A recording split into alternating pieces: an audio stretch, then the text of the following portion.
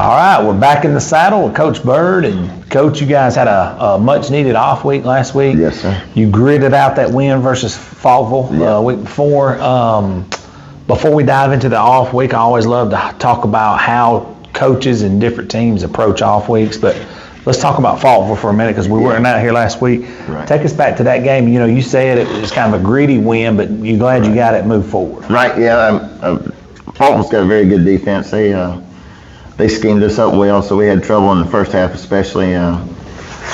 They scored with about 24 seconds left in the half, so to go up, and we made a few adjustments at halftime and came out and made some special teams plays. Actually, had some big special teams plays that we were fortunate enough to win the game with. And always, Jericho Pendleton had a punt return or kickoff return to start the second half for a touchdown, which really helped set the momentum. And then I think they had a bad punt and were able to get the ball in the red zone and take the lead, which they responded to. So it was a really good game. And Jericho Pendleton had an interception that gave us good field position. We were able to drive it down, and then Jessen Hickman made another pick. And those are our two guys that usually make us go on offense, and they kind of took those two guys out of the game. So the O-line and Nate Sherrill, our 10th grade running back, it was more of his kind of show. So we were able to run downhill there in the second half. Of course, we were always in plus territory, so that helps. The ground on it. Yes, when you get the ball in plus territory, I mean, you've got to score, and I thought we executed well in those situations, especially second half. We had a rough first half. Defense played well, but offensively, it took us a while to get going. They're really good on defense. Yeah, they're pretty attack. They're attacking defense, and one or two guys miss an assignment. Their D-line especially controlled the game, especially first half, gave us lots of trouble. But I was proud of the guys to fight through it and defense to keep playing hard. So. Yeah, they're not an easy team to push around. No, they're not. They're very, very. Their scheme is very tough on us. Yeah. For what we do. And to give you what kind of defense they got, Coosa turned them over 7 times, but only scored 26. That's right. Yeah. They you know what I mean? That's crazy. Yeah. They're real good. I think they're probably one of the better defensive teams in our region. So. No, they can play D now. Yeah. I give them credit on that, and they look like they're much improved overall. Yes, I mean they played tough. It was just a great game. It was almost the same score as last year. So that's crazy. Yeah. Let me ask you this: in a game like that where it's nip and tuck, how much of a blessing is it to have special teams step up and give you those sparks like that? Yeah, when everything's kind of a stalemate, and it comes down to the one or two plays here and there, we had a kickoff return for the touchdown to begin with, and then they kicked it out of bounds a few times, and we want to return it. We feel like our return team is really good, so we moved them back, and then they onside kicked it, and we were able to recover that. So I mean, those kind of any of that could have turned the whole. Oh yeah. Just any little mistake, and you just got to be sound on special teams. That's right. And all the games come down to one or two plays. That's right. You're just waiting for the opportunity to make one of those plays, and it's usually a mistake that makes it easier to lose a game than it is to make a play and win a game. So that's right. Mistakes will cost you. So I was just glad we were sound enough to not. There's a team we cover, Coach, White Plains. I know you've heard White Plains, right? So in one game they gave up a 90-something yard kickoff return and 3 onside kicks. And their coach said, I mean, the percentages of you winning 0. Yeah. I mean, that's where if you're getting murdered in special teams. That's right. You ain't got a chance. That's right. But for you to be on the defense never leaves the field. It's hard to score points. He said we snapped the ball 6 times the whole second half. Yeah. They scored, onside kick, scored. And he's like, man, they onside kick, got it, scored. Right. Onside kick, got it, scored. Right. Man, that's just tough. We love onside kicks too. We don't get that kind of percentage out of it. Yeah, man, it would be great if you did. It is. Yeah. But even if you hit half of them, I mean, that's good. That's right. Coach, how did you approach that off week? I always like to ask people that because a lot of people say we're not off, we're just open. There's lingo out there, but you probably turned it on you, right? I'm sure. Well, our schedule, we always we play a varsity B. We try to find some JV games, kind of let some guys that haven't been playing a whole lot on Friday nights, because we don't run a full JV schedule because our ninth graders play in a junior high league. So give the opportunity for some 10th and 11th graders to get on the field. So we played Crossville. We actually played 4 consecutive school nights. We played really? Yep, on Thursday, my middle school team.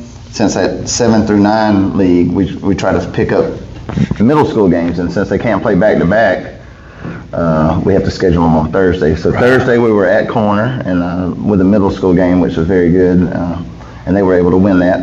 It was good for them. And then of course whoever played that night couldn't play at Faultville, which was not a huge deal. But so the varsity played that night, turned around Monday and played Cleveland here and lost in double overtime. And then Tuesday, Crossville came in with their varsity B, so we got some, you can play seniors all the way down. So yeah. Everybody in my program at least got to participate in 1, if not 2 games. Yeah. In a fort. So we played a lot of football, and but after that, because we were in the varsity guys, or full varsity guys, we did a lot of rehab, some conditioning, just tried to get healthy. And started putting in our game plan but I mean, we essentially took Thursday and Friday off, but Wednesday was pretty good. The whole team's there, but we're playing on Monday and Tuesday nights. So how was it getting to play Crossville, getting to see them out there? I'm sure their kids had some enjoyment.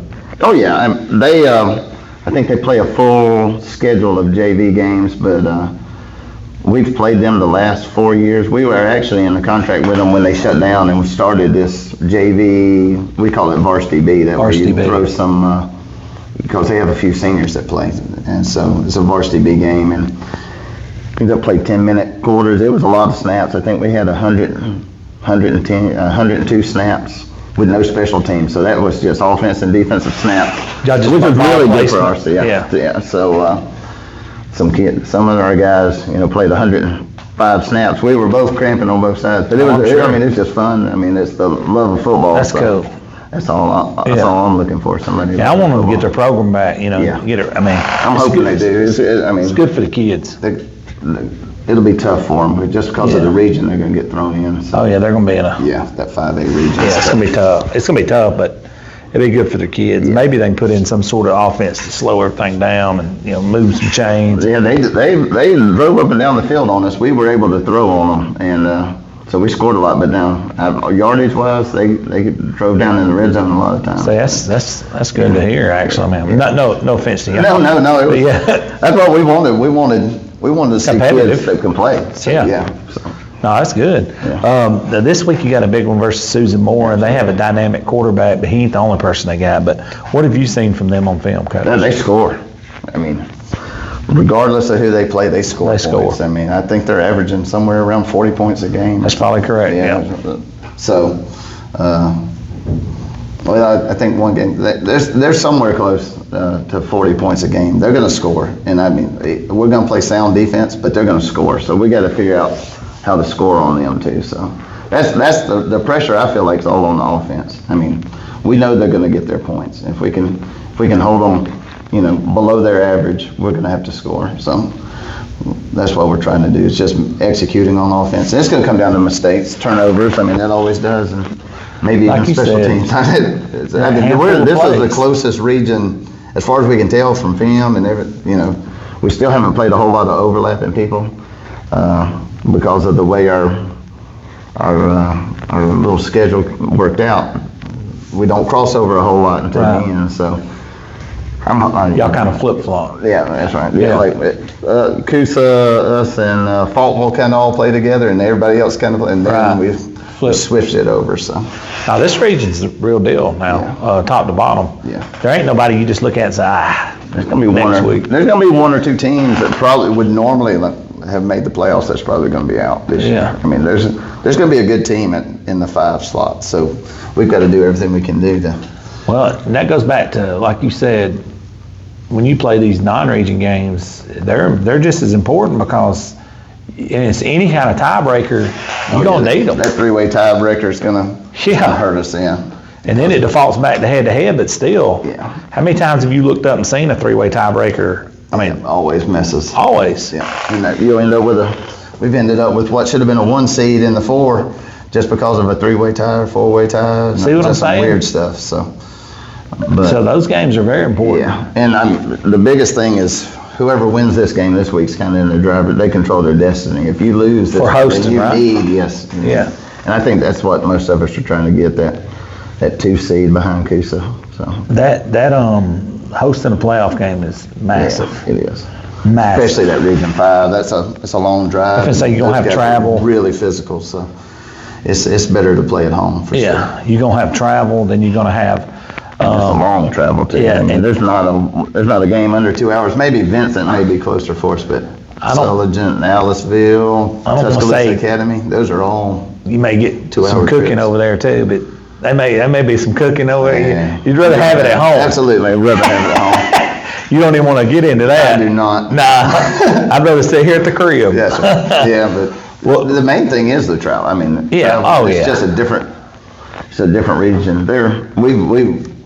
We've played in that region. They stress defense a lot more, and it's a lot more physical. Yeah. Than what, just a different brand of football. It's not, it's a different brand of football, and there's really good athletes in that area of the state. And the other portion is, anytime there's a drive that's over your normal drive, how are you going to approach it? Your normal hour and under. Right. Okay. Well, we're doing 2+. So, are they getting tired? Are they fatigued when we get there? Are they mentally there?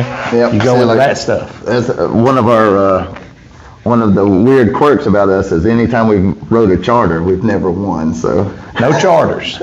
so that's what we're looking at this year. You're so. taking cheese wagons. That's right. That's right. See what's different. I mean, any little thing can change a Oh, I'm telling you. 16-year-old Oh, yeah. boy's mindset. So I mean, we don't just that, but I mean, you always, when you're in the playoffs, you're always playing the best of the best. So Yeah. Well, we're taking cheese wagons, buddy. yeah, we're gonna try it out this year. Well, whether they like it or not. If we get a chance, I just hope we get a chance. To see that. We'll go in vans before we get another charter. That's right. Well, Coach, I always like to kick it back to you for final thoughts. We're just, I mean, it's a big game this week.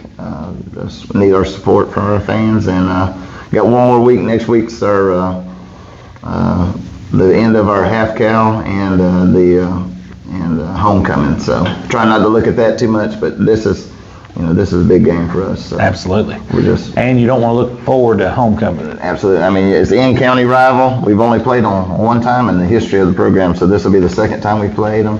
First time our kids have ever been to Susan Moore, outside of some junior high games. But it's going to be. It's a big game for them. Like I said, whoever wins this is control of the region. So Gotcha. need as much support as possible. 100%. Well, Coach, I appreciate you sitting in with us. Thank you so much. Yes, sir. Thank you. All right, bye.